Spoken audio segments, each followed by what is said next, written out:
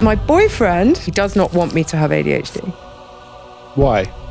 Oh my God. I mean, Kate Spicer, lifestyle journalist, Sunday Times journalist, who received her ADHD diagnosis just 2 months ago. so my world kind of really fell apart when I went to university and I discovered recreational drug use. And interestingly, in the last sort of year or two, I was getting fascinated by dopamine as a molecule. But the more I read about it, the more I was like, oh my God, this explains 25 years of drug and alcohol abuse and bad relationships and weird shopping decisions and spending money when I didn't have it. I think there was a very strong, very negative internal narrative that I had to deal with all the time. What does that sound like? But you know what ADHD chatter is? Well, imagine all that ADHD chatter is attacking you. And I've dealt with this all my adult life. This episode is dedicated to anyone who's ever been labelled as too sensitive. I know you've probably heard this a million times on other podcasts, but following or subscribing really helps the show. And the more followers we get, the more likely it is that I'm able to book new, exciting, and insightful guests for the show. So, if you subscribe, I will continue to keep to my word and promise to never let this podcast be sponsored by Huel. I was reading one of your articles and I read that you had a very amusing nickname for your brain. Yeah, I wrote a piece for my Substack about ADHD, and I didn't want to use the words ADHD in the title because I didn't want it to show up on the SEO. You understand internet stuff. Yeah. Yeah, I wanted to keep it secret. And so I think I called it my relationship with Brian, Broken Brian. Was it something like that? Why did you want to keep it secret? Because at that stage, I didn't think I wanted to write about it. I didn't think there was anything to be gained from being identified as someone with ADHD. So I was I had been exploring it through my Substack, which I keep very religiously behind a paywall and strictly for insiders only. Only the very keenest kind of followers of my writing. And I'd written a sequence of, what to do with my broken brain and how to fix a scattered mind. But I never really used the word ADHD because I didn't want anyone to Google me and ever see that word. But then I wrote a sort of test piece that I ended up appearing in the Times. I wrote a test piece about my relationship with ADHD. And I put a poll at the top saying, do you think I should go public with this? And it turned out 66% said yes. And the rest said definitely not. But I went public anyway, yeah. And now you're loudly and proudly talking about ADHD on a podcast. Actually, you are only the first time I've spoken about it.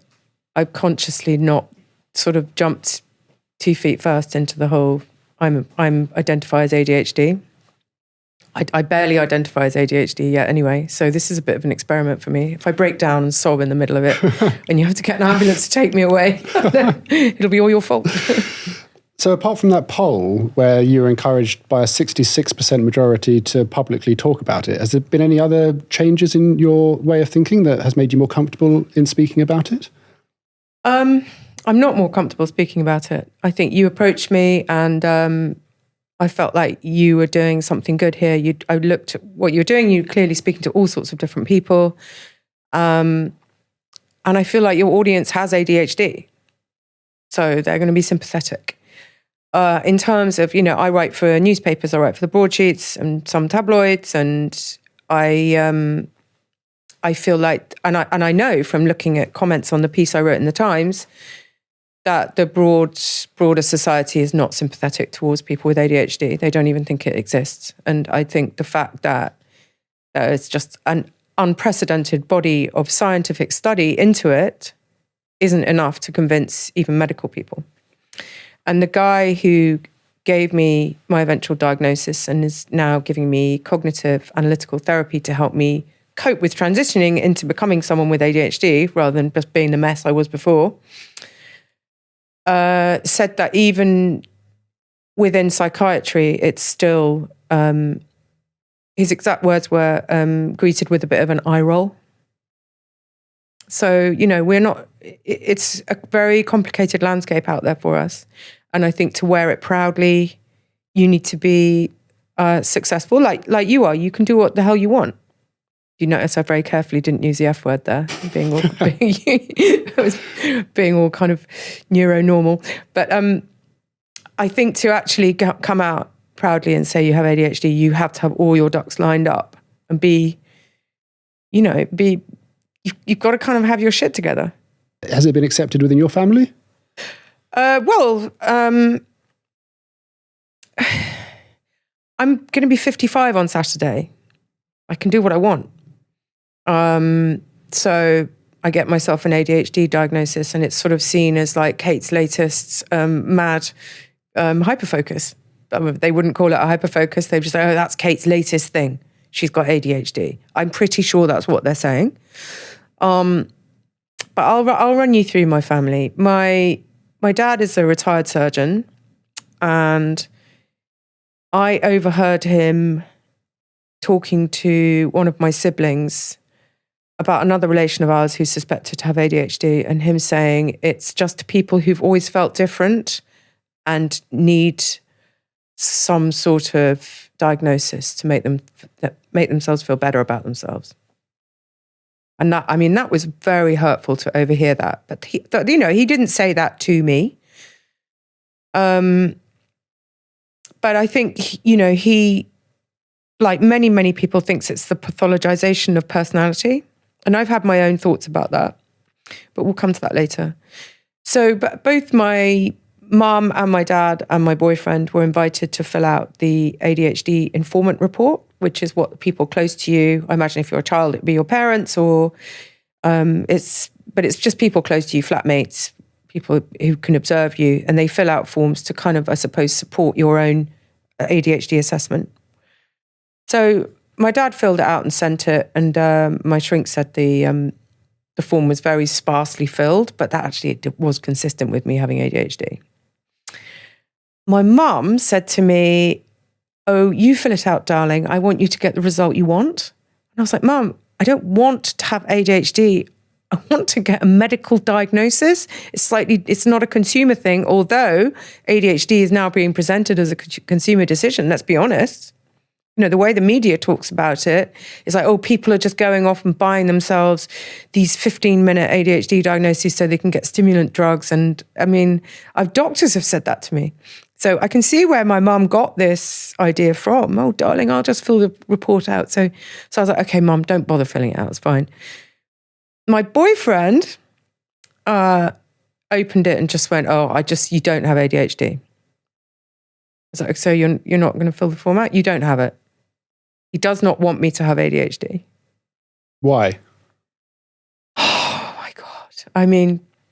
Maybe he has ADHD himself, because there's studies that show that ADHD people sort of gravitate towards each other. Or maybe he has a lot of prejudice. Like, we have friends with ADHD, and they are, some of them, quite a lot. Quite, big people, let's say. I don't know. It's been a very isolating experience having ADHD, because I don't know who to talk to about it, because the only people that really get it are my friends with ADHD. So it's like we're just a bunch of lunatics all chatting to each other in a big circle, kind of big sort of circle jerk of madness. And I mean that in the very kindest and most affectionate way. Is that, so I hadn't seen my friend who went on and on and on about the fact that I had ADHD. That story that you read, that I written, it kind of starts with her just constantly saying, you've got ADHD, you've got ADHD. And this was about a year ago. And it was unbearable. And I was like, it's incredibly rude what you're saying. You've got to stop saying it. And you've got to stop saying it in front of other people. She was like, but you've got ADHD. And I'd be talking about something. She'd go, oh, that would be the ADHD. Do you think you've got a radar for spotting in ADHD in others? I think what was really interesting about, as I got my diagnosis, my aunt was in hospital, we thought dying. And I was spending quite a lot of time with my cousins. And I'd been speaking to my uncle about it and my mum, and they were sort of like, oh, whatever, it's the pathologization of personality and talking about ADHD traits. And they were like, oh, that's just everybody. But then I started talking to my cousins who were a bit younger than me. And my cousin Christopher was like, oh God, I've definitely got it. My wife's always talking about how I've got it. And he runs a tour company. He said, oh, 2 of my best tour guides have got it, without doubt. And I think they're actually medicated. And then we started talking about various aunts and uncles. And we were like, yeah, he's probably got it. So I think what tends to happen when you get an ADHD diagnosis and you start to understand a bit more about it is you start to see it around you, because it has an incredibly strong genetic component, as they say. So I don't think I am confident enough. I mean, I'm speaking to you only 2 months after I got a diagnosis. Only a month since I got medicated, not even a month since I got medicated. Thank you, by the way, for coming on. Yeah, well, my Elvance has run out, so you'll probably just get this declining and then I'll just fall asleep. But it's just such early days for me. But yeah, of course I can see it. I mean, I wonder if my mum has ADHD. I really do. I really do wonder. And I think there's so many strands to it in terms of the people you choose to partner with, problems you have with relationships, problems you have with work, problems with emotional dysregulation is enormous. And the guy that I work with, I don't know if he's a shrink or whatever, but he's my mental health professional who is dealing with my ADHD. He says the one thing everyone with ADHD has is emotional dysregulation. And I can see that in my mum, but I mean, you can't talk to 8-year-olds about it. They're not very open to being told that they're, anything. I've got a sister who I think probably has ADHD. I've been trying to talk to her because, I mean, our own generation are receptive, but the generations above are not.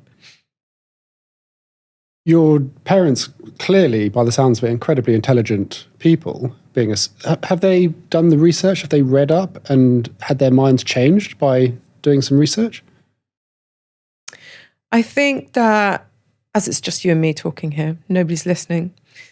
I don't know about my dad. I'm seeing him this week. Let's see. I felt a lot of hostility towards those 4 letters last time I was with him. And I said, I've emailed him and said things like, I know you don't feel completely convinced by the whole ADHD story, but could you do the rather menacing sounding informant report and stuff like that? And, he did it. But yeah, I don't feel like there's a lot of sympathy for it around me. You mentioned earlier, pre-diagnosis, your life was a mess? My life's still a mess now.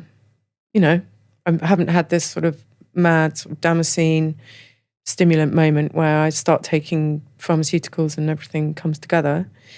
But my life was quite a coherent mess. I was, I'm a not unsuccessful journalist.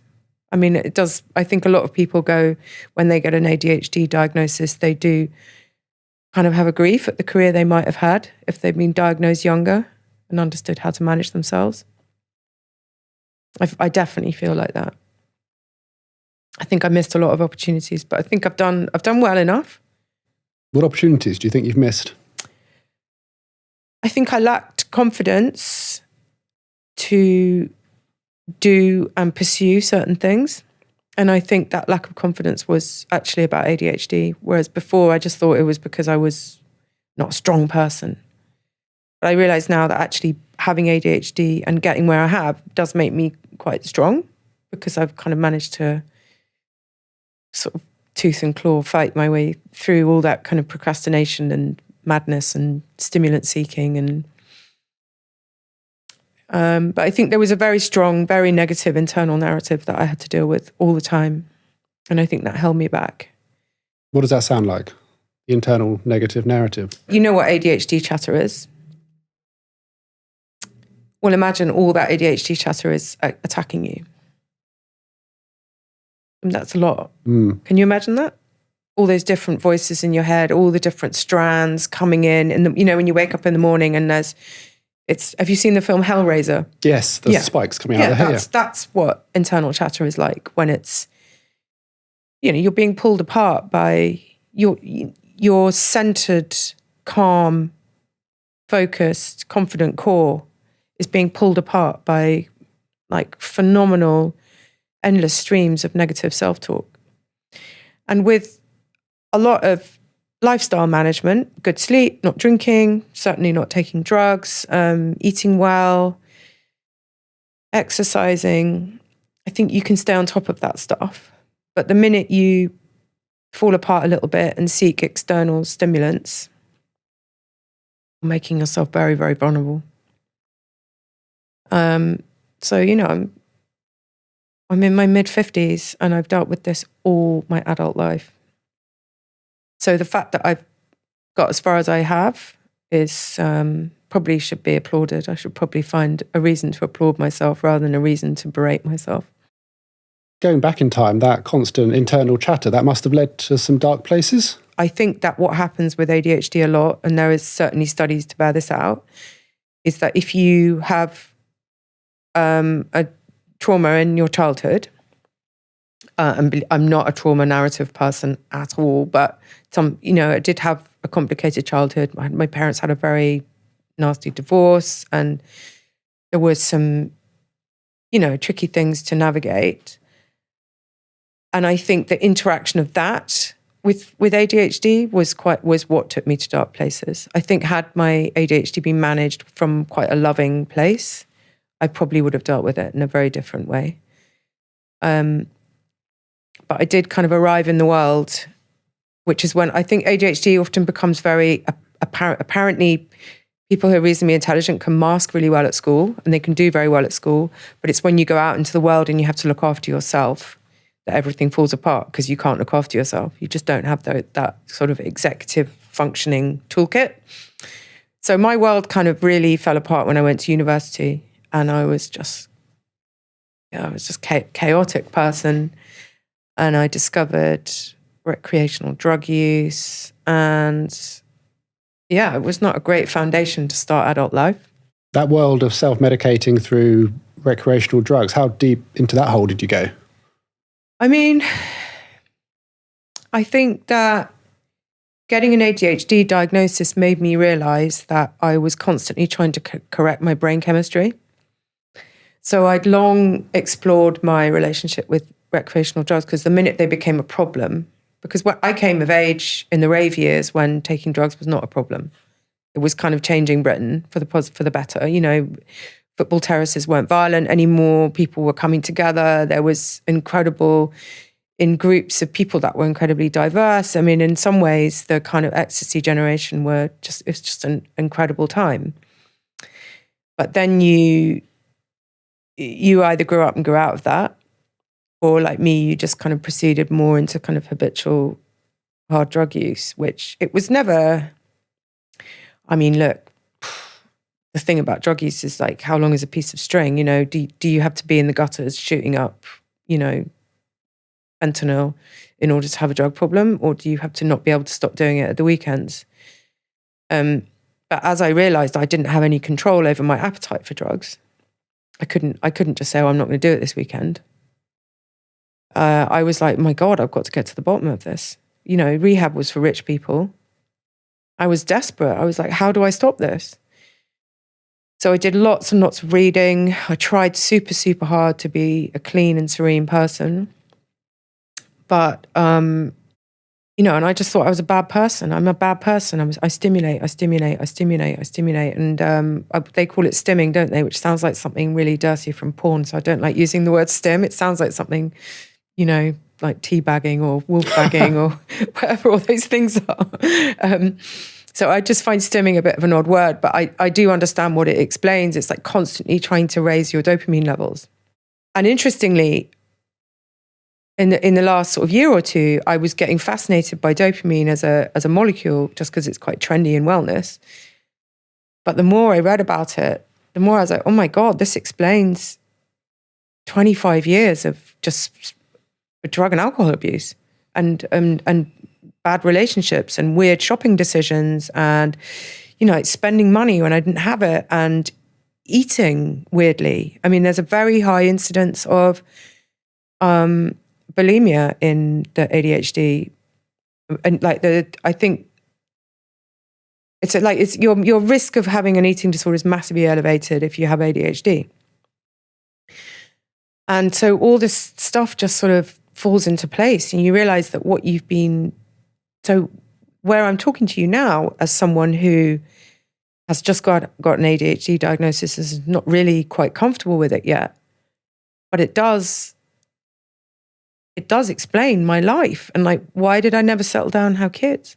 Why did I never, I was a kind of, I don't say this in an arrogant way because I'm not an arrogant person, but, you know, as a young journalist, I had the potential to do incredibly well.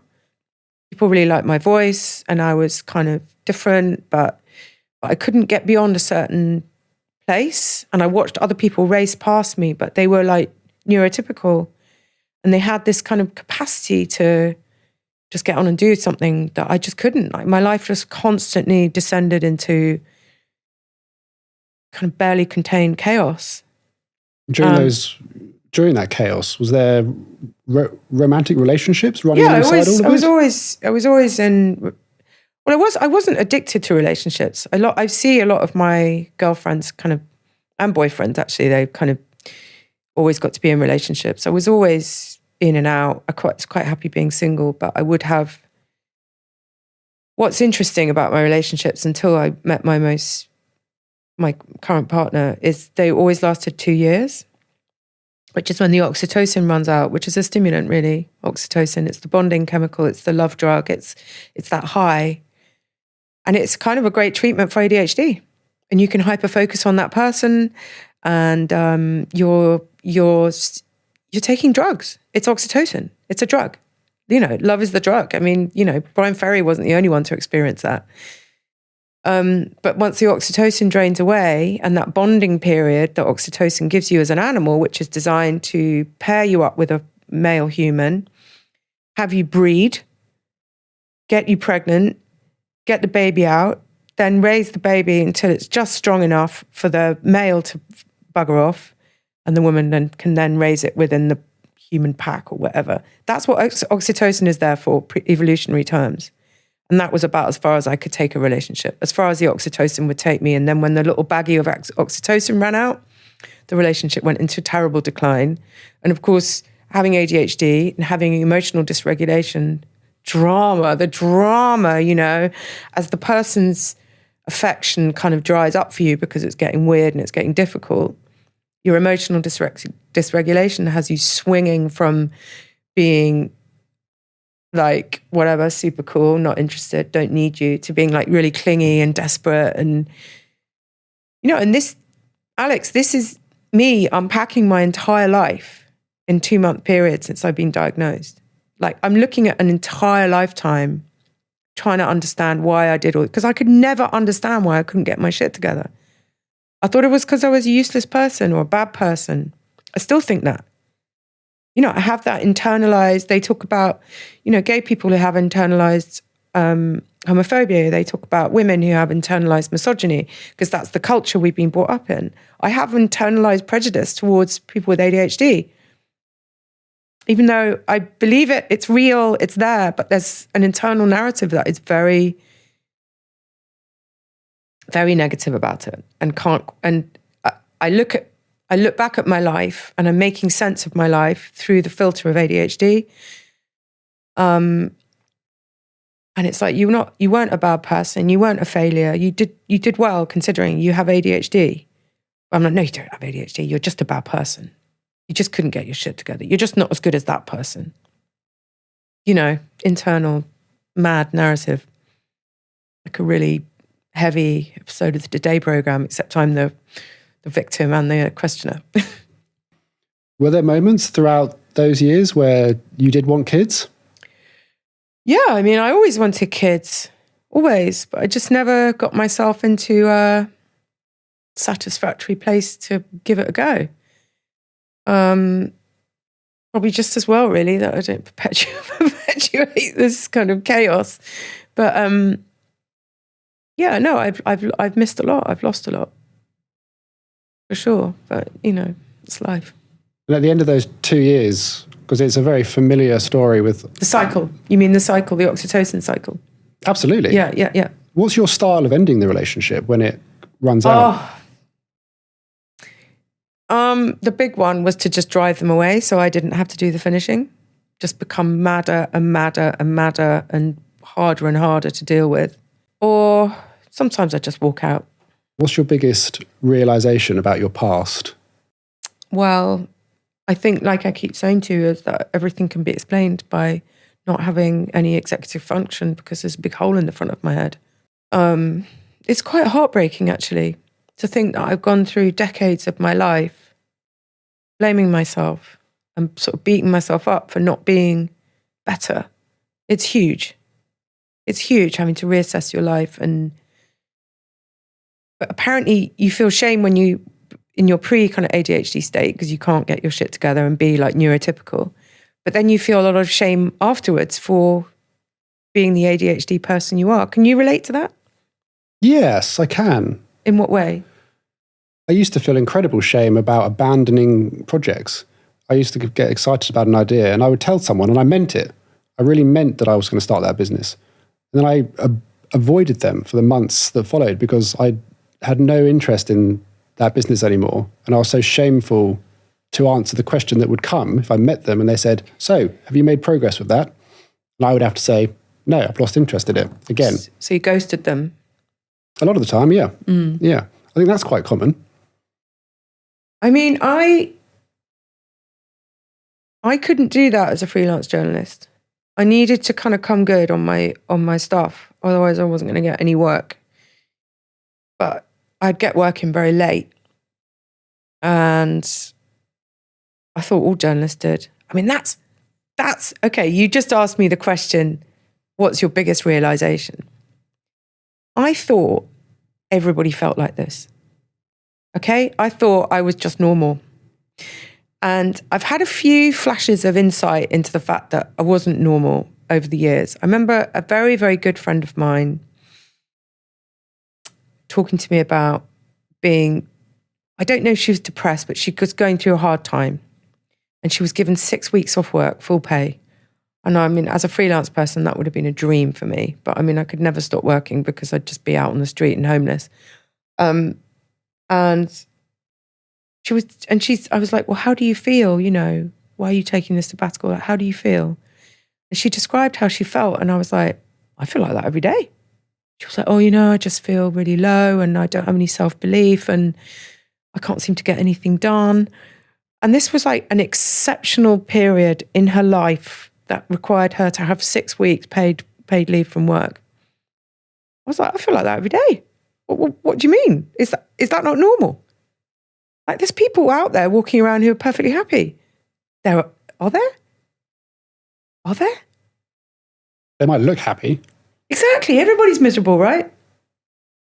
Are they? There's probably a distinction between what they're presenting and what's going on underneath with most people. Yeah.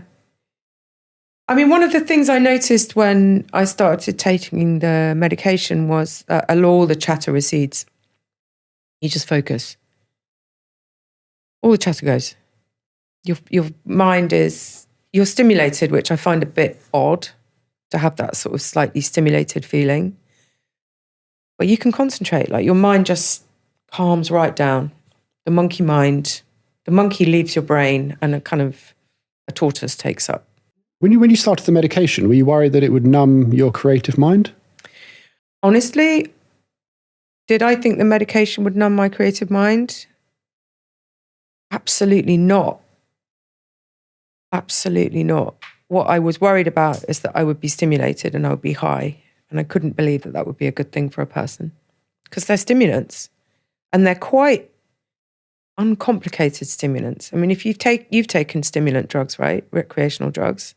Recreational, it sounds hilarious, doesn't it? There's no recreational drug users. They're all self-medicating. But if you've taken stimulants or you've drunk too much coffee, they're stimulants, they're drugs. And you're taking them every single day. I mean, I've spent my whole adult life trying to stop taking stimulants and now I'm having them prescribed to me. That's a head fuck. I can't get my head around that. But in terms of creativity, no, I'm not worried about that at all. No. Is the medication helping? It's helping get things done. I think the arrival of the menopause made things even madder for me, and also a lot of other stresses in life that just life throws stress at you, doesn't it? And you need to be able to just get on with things. But I tell you what, I'd be really interested to know if you've had anybody else on this who's done this. But long before I was medicated for ADHD or was even really thinking about ADHD, I did some underground ayahuasca journeys they call them. I mean, I did it for my mental health. I didn't do it for spiritual growth, that's for sure. I did it because I was trying to fix me. Ayahuasca, that's a hallucinogenic. Yeah, so it's a plant medicine. So it comes from the same kind of, it's not the same compound as psilocybin. It's DMT, and psilocybin's different. So it's used in traditional societies to kind of do visionary journeying and for healing and for a lot of different things. And it's made its way into the West now. And magic mushrooms? No, magic mushrooms is psilocybin. Ayahuasca is actually a form of DMT, right, which is a different molecule that acts on the brain in a different way. But it's hallucinogenic, yeah, and very heavy, like really heavy going. A very dark experience, but it had an exceptional result for me. It was really difficult to do. You kind of lie. I was basically in the fetal position a lot of time for all night on this really strong hallucinogenic drug that takes you into the darkest recesses of your mind and your most uncomfortable thoughts, absolute torture. And then in the morning you kind of go to, it's generally always done at night. And then in the morning you open your eyes, you're like, oh my God, I'm still there. It's awful. And then something lifts in you. And it's like this whole lot of weight has been lifted from your mind, because basically a bit like psilocybin and why psychedelics are being explored so much in neuroscience and psychiatry is it, for want of a more technical way of describing it, it kind of beats new pathways in your brain. And if you think you are, my mind was like the M25. It was just round and round and round and round with the same beating myself up, endless crap. And then out of that, I was doing a lot, I was getting a lot done, but I was dealing with this internal misery monologue that was just very negative, just a lot of negative self-talk, a lot of negative chatter. And it really, really helped with that. It really helped with focus. And I did it once and I wrote a book. And then I thought, I'm going to do it again because I wanted to write another book. And I wrote another book.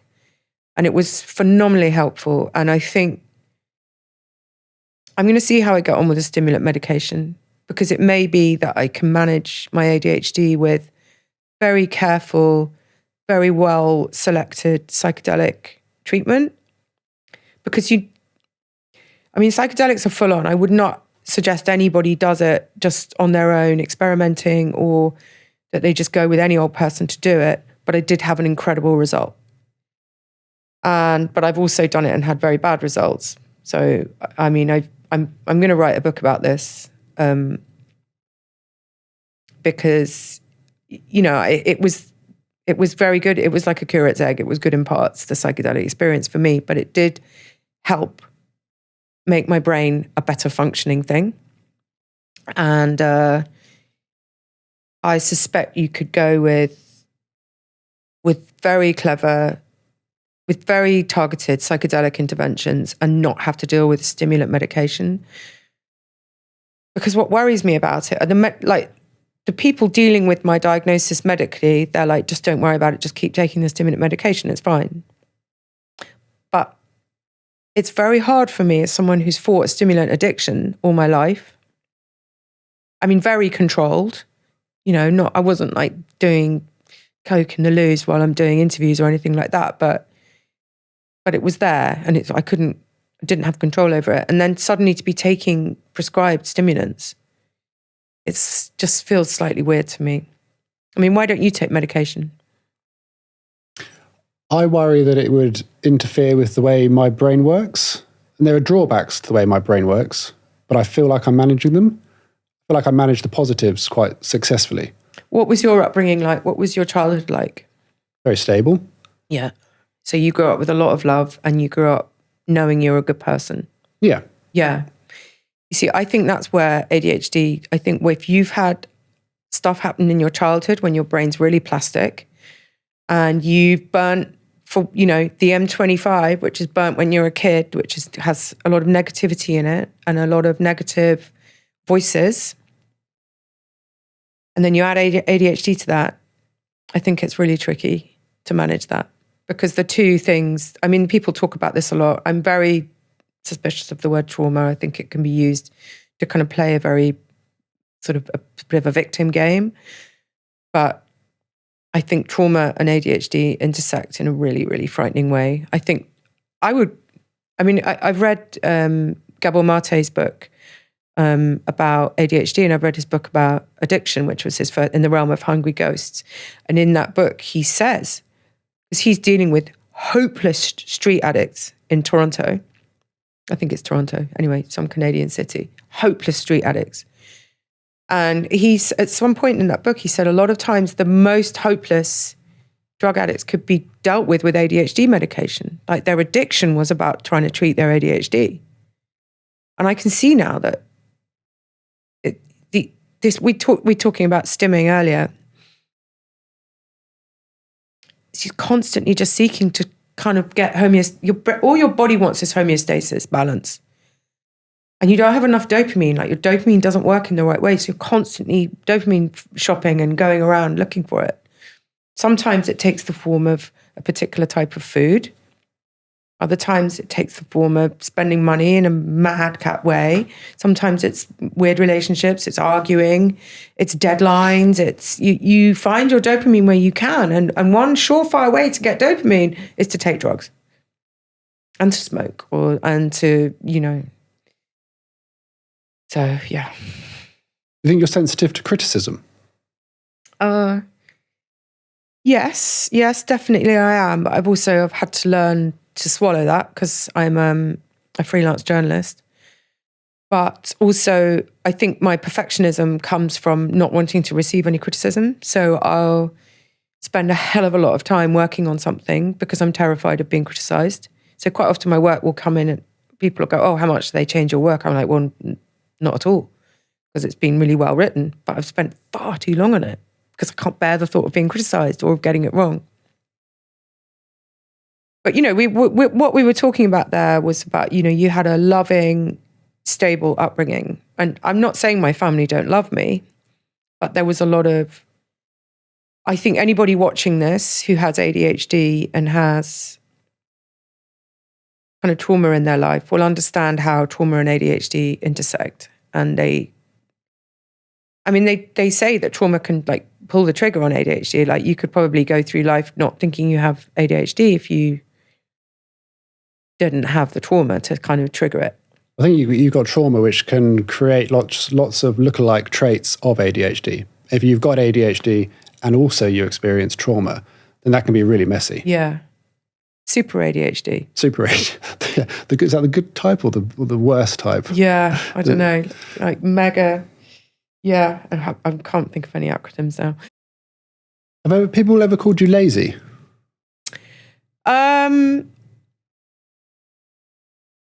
No one's ever called me lazy except me. I was like, "Oh, so lazy." And then I realized quite early on in life that laziness is this kind of secondary manifestation it's a manifestation of something else. It's a secondary thing. Like there's something about anger is not a primary emotion. Laziness is not a primary action. It's a consequence of something. And I realized very early that what laziness was the most glamorous way you could put it. If we were on some sort of arts podcast now talking about my process, I'd be like, "Oh, the procrastination is part of my process." And it is.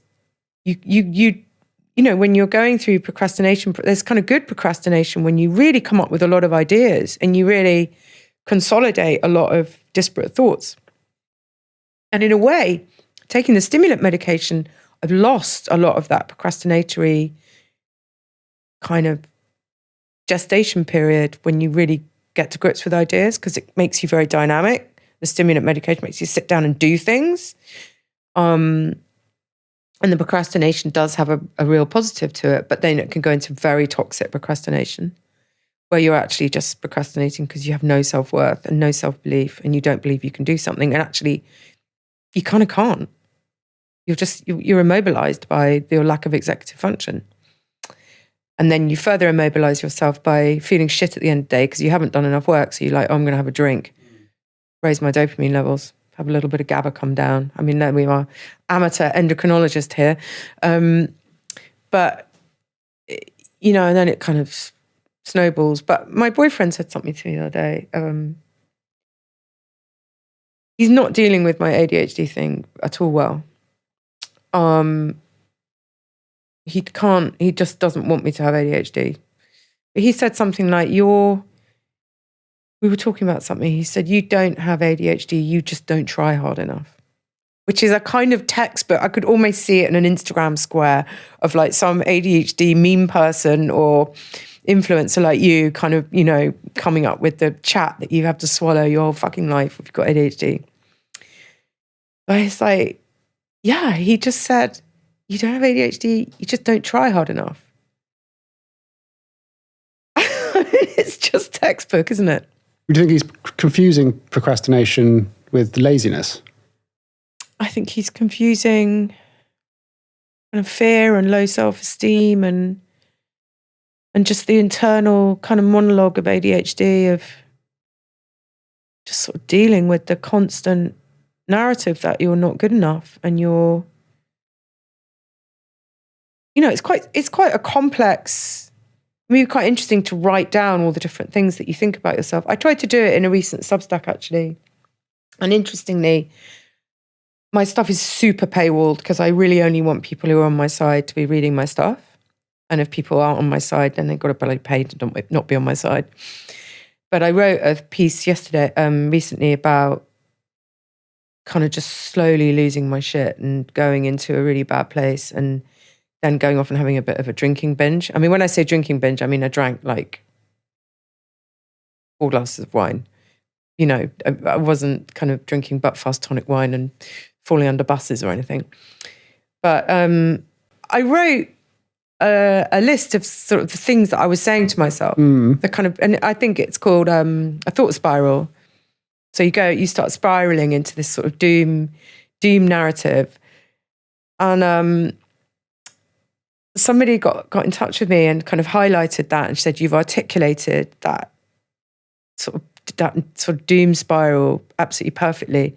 And I noticed she was the daughter of quite a famous arms dealer, so I can only assume that she also has ADHD.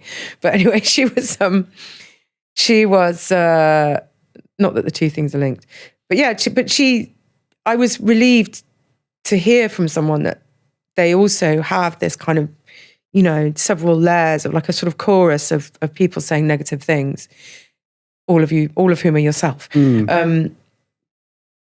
But yeah, it's like the inner critic, but there's a whole round table of them. It's like the Algonquin round table of inner critics. And all of those voices, they can be very overwhelming. Yeah, overwhelming, I think would probably be a good word, yeah. To the point where it forces you into procrastination through paralysis? No, I can procrastinate in a very peaceful way. I mean, I'm very, very sensitive to alcohol, lack of sleep, crap food, even smoking a cigarette I can feel it in my body. So I can procrastinate and not have a shit ton of inner critic stuff going on. I just go into a procrastinatory state. But negative self-talk, like you can wake up in the morning and before your eyes are even open, there's just like loads and loads of voices, and you'll have loads of ideas as well. Like some of them, like I'm sure you've experienced this week, like layers and layers and layers of ideas, plus an inner critic, plus a kind of, you know, maybe a bit of like inner self-belief, and you know, it's just like a chorus. Well, I think the dawn chorus. Very busy, creative minds, they need that time to pause. I think procrastination has sometimes a bit of a negative connotation, a bit of a negative label, but actually it's a positive. It's a recharge because perhaps your brain actually uses more energy than the neurotypical brain. I don't think procrastination is necessarily a bad thing. I think it's a tool to recharge the amazingness that is in there. Leonardo da Vinci was guilty of procrastination. Well, Leonardo da Vinci is... I don't know if you've ever encountered a guy called I think he's Alberto Pertuzza. And he talks about Leonardo da Vinci probably had ADHD because he left loads and loads of projects left undone and he felt terrible about it. Like this, he's written about it. You know, so, and we were talking earlier about procrastination. There's toxic procrastination. I think there is toxic procrastination. And then there is, very productive procrastination. Actually, talking to you makes me realize that I do need to procrastinate. But there's also the problem with ADHD is you can be really bad at making money, like really, really bad at making money. And in the end, making money is just a form of self-care. And I don't know what you're like about self-care. Could be better. Getting better, more aware of my mortality. Do you shower every day? Yes. Yeah. Teeth brushing. I brush my teeth twice a day, but recently it's only in the last, I used to be pretty bad at it. I knew I had to do, showering's always been fine. Teeth brushing is something I knew I had to do, but the initiation of starting it was always incredibly difficult. It's so weird, isn't it? Because I'm like that about showering to the point where I have to almost smell myself to get in the shower. And even then I'll push it for another day. Drinking water or just going for a wee, I mean, they can feel like an uphill battle sometimes. Yeah. I mean, I'm quite good at drinking water and going for wees because I'm sort of a bit obsessed by that stuff because very early on in my life, I was like trying to do the right things for me. But yeah, making money is a form of self-care. And I understand that there are lots of people with ADHD who are great entrepreneurs. I think like 40% of entrepreneurs have ADHD. That's the figure they put on it. I think a lot of these stats are slightly snatched from the air. But I see the point that stat is making. But also people with ADHD are famously really, really bad with money. And that pretty much characterizes my life. Let's move on to your ADHD item. I'm desperate to know what's under that cloth. I ask all my guests for an item that most represents ADHD in their life. Okay, who's going to do the big reveal? Shall I lean over, lift it up? It's a massive bag of cocaine. Oh, it's a massive bag of crisps. Not my flavour of choice, but I have done those. I'll pass these to you. Okay, I won't eat them because it's not an asthma podcast. We'll just have a little rustle. Crisps, what's going on there? Well, crisps are very famously... I mean, if you do quizzes on the internet about ADHD, like once you move away from the very diagnostic medical ones that are being sort of box ticked by governments, you quite often get, you eat crunchy foods, you eat crisps, you like crisps. And when I was sort of starting to explore the potential of me having an ADHD diagnosis, these questions came out and I was like, this is bullshit. Firstly, everyone loves crisps. And secondly, you can't diagnose someone with a mental disorder because they eat crisps. Are you serious? But actually, they are a form of stimming. They give you dopamine. And then I've been speaking to special needs teachers and they give their kids with neurodevelopmental disorders, they give them crisps and carrot sticks and celery because crunchy foods do something. This is the expert who's not an expert talking here. They do something or other. And that something or other is what we crave. So my thing with crisps was mental. Like I could really, if I was low energetically or just mentally, crisps. And funnily enough, since I've been diagnosed and I've been medicated, I haven't been eating very many crisps, which really says quite a lot. I just don't crave them in the same way. And I'd always craved them when I was feeling a bit flat. They give me dopamine. Pretty short-lived, pretty crap dopamine, but they give me dopamine. So when you say an ADHD item, an ETD, it's crisps, crunchy crisps. was fascinating, and they will proudly go on the shelves for the rest of time for Okay, all of where are the we future gonna put them? episodes. I'll find a spot Razzle. later on. No, I think next Maybe to Razzle. Next to Razzle? Okay, Yeah, we'll put them next to let's put Razzle. it next to Razzle. So that should be someone who was using There we go, perfect. using pornography. Is that a Coke spoon? No, but we can... No, it's not. It's... Do you like big spoons? There's something about big spoon. What do you mean, like big spoons? So that particular guest, a lady called Holly Matthews, her item was a little spoon because she can't stand big spoons. But there's something about that, isn't there? Well, it seems to be quite a relatable point in the community. Do you have an issue with big spoons? I don't think so, but there could be a bit of autosuggestion here, a bit of placebo kicking in. Like, I'll stop going near big spoons and my ADHD will be cured. I think my producer mentioned that he suggested that it might be a control issue. You have more control, more precision with a small spoon over a big spoon. I mean, I grew up in a household where you ate pudding with a fork. So I don't really like puddings to be eaten with a spoon. I get it. And I know someone else who I suspect might have ADHD who eats everything with a small spoon. This is an interesting one. Do you think there's a link between ADHD, RSD, self-esteem, and the pursuit to be seen as beautiful? What's RSD? Rejection sensitive dysphoria. Yeah, that's part of emotional dysregulation, isn't it? Is one of the worst kinds of emotional dysregulation, yeah. Yeah, so I was writing about this recently. Women who women who use cosmetic medicine have, a bit like entrepreneurs, have quite high incidence of ADHD. People with depression are much more likely to use cosmetic medicine, kind of tweakments and cosmetic surgery and all that kind of thing. I think so many people are undiagnosed ADHD that we can't say for certain, can we? There's certainly a link between self-esteem and the pursuit to be beautiful. You think Mary Beard goes and has Botox? No, I think she has great self-belief. Do you personally feel any of that pressure?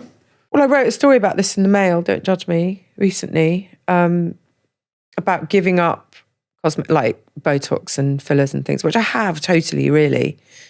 But I went in for a little bit recently, and I was kind of like, why? Why can't you age? Why can't you bear to look at your real face in the mirror? And I was trying to work out if it was a mental health thing. But then also it's just hard getting old, so maybe it's okay. Maybe you don't have to turn everything into a kind of pathologizable problem. Can you, just for our male listeners, briefly describe what being undiagnosed ADHD at school is like from a female perspective? By the time I got to kind of grown-up school, there was a lot of kind of drinking and rolling around, but I was quite good at school. I was quite a good girl at school, but there were a few subjects that I just could not get my head round, like languages. Disaster. Like I did really well in all my O-levels as they were then. Nana chatting here. But when it came to languages, it was just a disaster. Carnage. Like you after you after you after you. I couldn't even get it up to an E. And I've since Googled that, try and make myself feel better about myself. And I do think people with ADHD can have problems learning languages. I think so. But I don't know that I've got anything for your male readers there at all. But I do remember there were kids at school, always boys, who were like throwing chairs and going ballistic. And I think probably they were people with quite severe ADHD. There was a guy at my school I went to in Salford who used to throw chairs across the classroom when he was about 10. And I always remembered him because that was, even at the age of 10, I knew that he was probably suffering. And I realise now he probably just had really severe ADHD. Can you remember what your school reports said? I think I coasted through school, actually. There were certain subjects I hyper-focused on, like I loved history, I loved English, I loved drama. I think I just got by. And it was only when I got to A-levels and I realised I could only resign. I could only revise with a deadline. So basically, when it came to my degree, I crammed my whole degree in 2 weeks. It's quite hard to cram a degree in 2 weeks. Like, really quite hard. Because I basically crammed my A-levels, but I actually really loved the subjects I did at A-level. 2 of the subjects I did at A-level. The other 2 I didn't cram, I didn't love, and I pretty much failed them. And then the 2 I loved, I did really well in. And then my degree, when my whole life fell apart and I didn't have the structure of home and family, which I think, and school, which I think holds ADHD girls together really quite well, because you're just performing and being a good girl and showing up and helping out. And then, yeah, just cramming a degree. I mean, just thinking about it makes me feel bizarre. Like, basically, I'd just put everything on cards, and then I'd work for 20 minutes, and I'd go downstairs and dance for 5 minutes, and I'd come upstairs and work for 20 minutes, and I'd go downstairs and dance for 5 minutes, give myself a bit of dopamine. And I did this like non-stop for 2 weeks. And I scraped a degree, basically. But what were we talking about? We were talking about school and how, yeah, I couldn't work. And then so when I got to university, I realised, like, a university, to really achieve at university, you need to unpack the subject, read around it, be engaged. But I couldn't work without a deadline. I mean, that's why I'm a freelance journalist. I cannot get anything done without a deadline. So I created a job that's pretty painful, doesn't pay me particularly well, but it meets my ADHD needs of a deadline. So I can, get the old noradrenaline going and work on cortisol, which is a good proxy for dopamine, isn't it? Amateur endocrinologist here. Are there any attributes of yourself that, to someone who doesn't understand ADHD, might struggle to understand? Yeah, I think a lot. I think people moan about me a lot. Yeah. I mean, do you want me to list them? What's the one that's coming to mind, if you would? I mean, there's so many. I mean, I'll give you an example. My stepfather, this is one of the reasons I thought I probably did have ADHD, actually, was my stepfather, who I don't have a brilliant relationship with. It's all right. He likes to kind of have a little jab, a little poke. And whenever I go down to see my mum, I'll be in the kitchen. Usually when he comes back from work, I will have arrived sort of mid-afternoon. I'll be in the kitchen chatting to my mum, but I'm still a bit dysregulated from the car. I'm all sort of discombobulated. And I'll be talking. And the first thing he does when he comes in, he goes, I mean, it's so fucking rude and so fucking annoying. But I realised I have a loud voice. And a lot of people on my mother's side of the family have loud voices. And I think a lot of them have ADHD. I go back through my mum's side of the family. There's an awful lot of women talking like this who are absolutely brilliant but completely fucking mad. So I guess I'm just a long line of those. If you could go to dinner with a group of neurotypicals or a group of neurodivergents, what would you choose?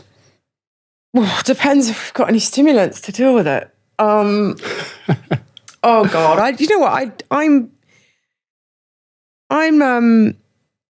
like all sorts of people. If people like me, I like them back. I don't care if they're neurodivergent or neurotypical. I really don't care. I just like to feel comfortable with people. I mean, I've got friends of mine who are very neurotypical, and I love them for loving me because I can see they find me a bit much. But because until recently, I didn't think I had ADHD and I was just me, and I didn't think there was anything wrong with me. Like I thought everybody was dealing with trying to keep themselves under control and contain their worst kind of, I mean, everybody is, aren't they? Everybody's like walking around trying to keep themselves within a kind of roughly manageable kind of constraint of behavior. And so I didn't think there was anything wrong with me. I mean, I did, but I also didn't. And I realise now that probably I am quite a lot and a bit weird and awkward, but, people like me. So if people like me, I like spending time with them. Do you think there might be a bit of autism in you as well? No, no, but I don't fucking know. I didn't think there was any ADHD in me. So, God, no, I don't know. I don't know. And that's a lot. I mean, my friend Stacey, who you should get her on here. Actually, she's on. She's Stacey Dugard on Instagram. She talks a lot about her ADHD, like a lot, and she's been very public about it. And she was the one that just went on and on. You've got ADHD. You've got ADHD. She'd say it in front of other people, and I'd be like, "Stop fucking saying that." And she was like. And then she started talking about how she's Scottish. She'd be like, "Oh, I think I've got autism as well." I was like, "For fuck's sake." But then now I'm like, she goes, "I think you've got it too." And I'm like, "Oh my God, what else have I got?" You know, you're actually paraplegic and you don't realise it. You know, it's like, fucking shut up. Stop diagnosing me with things that I can exist perfectly well without being diagnosed. And that's the thing with ADHD, isn't it? So many of us weren't thriving, but we were surviving. And now once you're post an ADHD diagnosis, like, what the fuck do I do with this? What do I do with it? And like, I just walk around all the time now. It's a bit like when you do a big psychedelic trip. It changes you forever because you've been into another dimension in your mind. And it's really impossible to forget. And the things it teaches you are impossible to forget. And you never forget about it. You never stop thinking about it. It's always there in the back of your mind. And now the ADHD is like that too. It's just there in the back of my mind. Oh, ADHD. Oh, yeah. What do I do with it? We've got a closing tradition on the podcast, Kate, and that's to ask all the guests, what's the most impulsive thing you've ever done? Oh my God, I couldn't tell you because it's terrible. It's so terrible. That cluster of years as I came out of university was just impulse after impulse after impulse. It was absolutely mental. So I can think, like, I climbed a cliff once. A cliff just off a beach in a pair of espadrilles. I mean, that's another thing. That's another thing that comes back to you a lot, is that I could have died. I could have died. And there's so many of those moments. And there was a moment when it was like a sandy cliff, a sheer sandy cliff. And then, of course, I got off the cliff, survived, and then, of course, went and had sex with the man that I'd climbed the cliff with.